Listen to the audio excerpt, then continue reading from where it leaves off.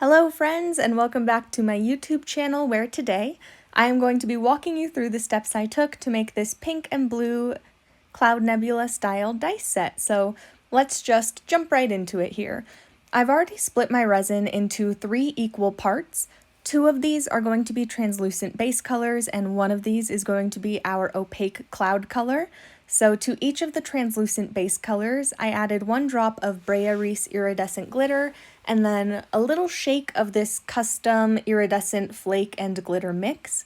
Then it is time to do the colors. I knew I wanted to do a really light pink and blue theme for this set, so initially I'm going in with 1 single drop of Pixis Lake Blue for my blue, and I'm going to be doing 2 drops of Pixis Petal and 1 drop of Pixis Bubblegum for my pink. So the term Cloud Nebula is not actually an established dice style. It is simply what I call this style of dice that I make.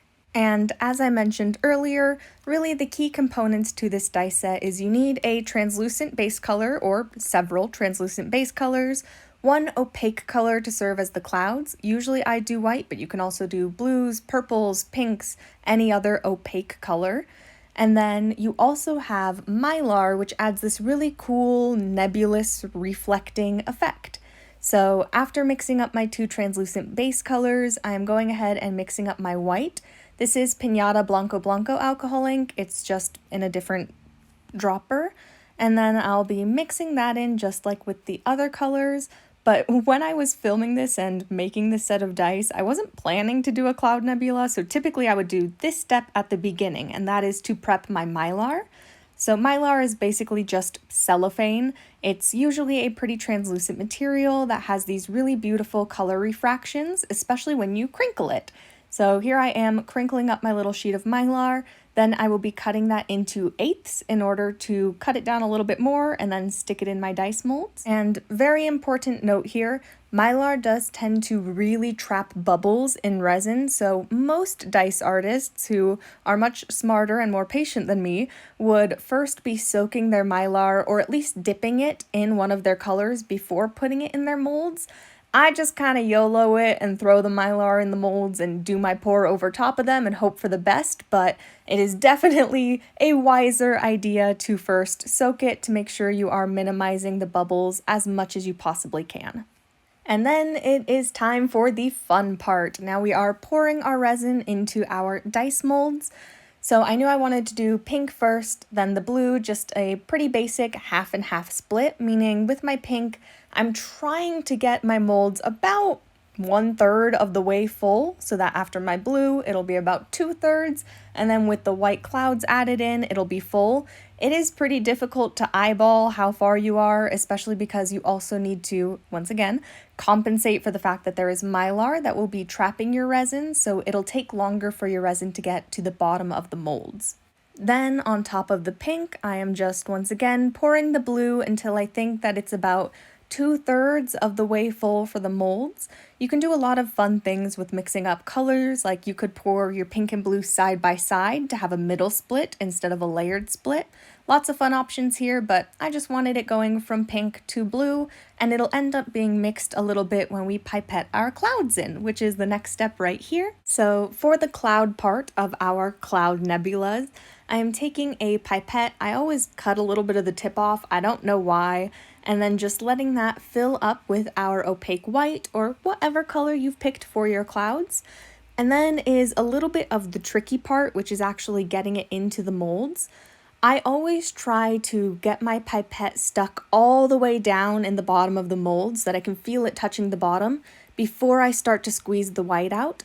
After which, you want to keep really consistent pressure on your pipette, meaning you are consistently pushing further down. I know that sounds really obvious, but it's very easy to stop actually squeezing the white out, and then you're just kind of moving around your mold for no reason. So starting from the bottom, consistently squeezing with pressure on the pipette, I just move it around to random parts of the mold, trying to get it through the Mylar as much as I possibly can. And when all of those molds are finished, I then go ahead and throw a little bit more of my translucent color on top. For this instance, that was the translucent blue. And after making sure everything is all good and great and how I want it to be, I then let my molds sit for a little while before I start trying to degas them. So as the bubbles rise to the top, you need a way, or it's very helpful to have a way to pop them. So this is my little heat gun. You do need to be very careful when using a heat gun. If you put too much heat or keep the heat on for too long, you will flash cure your resin and it is a nightmare. But once I've got all of my surface bubbles popped, it is then time to put the caps on my molds, fill up my reservoirs the rest of the way with whatever resin I have left over, and then pop them into the pressure pot until the next day. But thanks to the magic of editing, you don't have to wait a whole day to see what the dice look like. So once they come out of the pressure pot, I go ahead and I pull the caps off, snap off that extra sprue and reservoir resin. Usually I put that to the side and save it for, I don't know, something to do with it in the future. And then I can pop the dice out of their molds. And every time I demold dice, I feel like I'm just standing there repeating, please don't be ugly, please don't be ugly, over and over again. I know some people have clear molds because they just cannot stand not knowing what the dice look like. I've never had clear molds, so I just get to suffer and worry.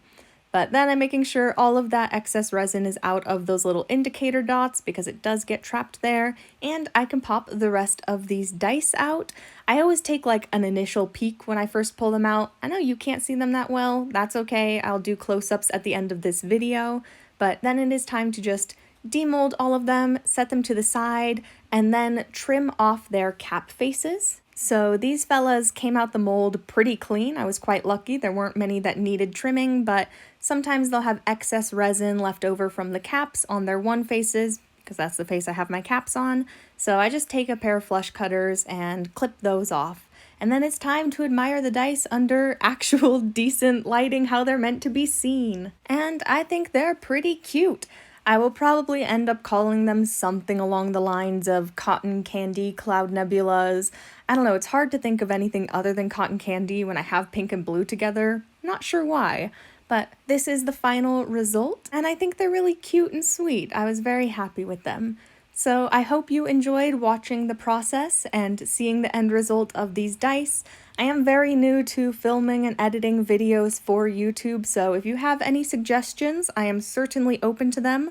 Or if you have any ideas for other videos you would like to see related to dice or dice making, I would love to hear your ideas. I told myself I wouldn't be doing YouTube videos because they're a lot of work, but here we are. So I hope this helped. Hope you learned something. Thank you for watching, and I'll see you next time.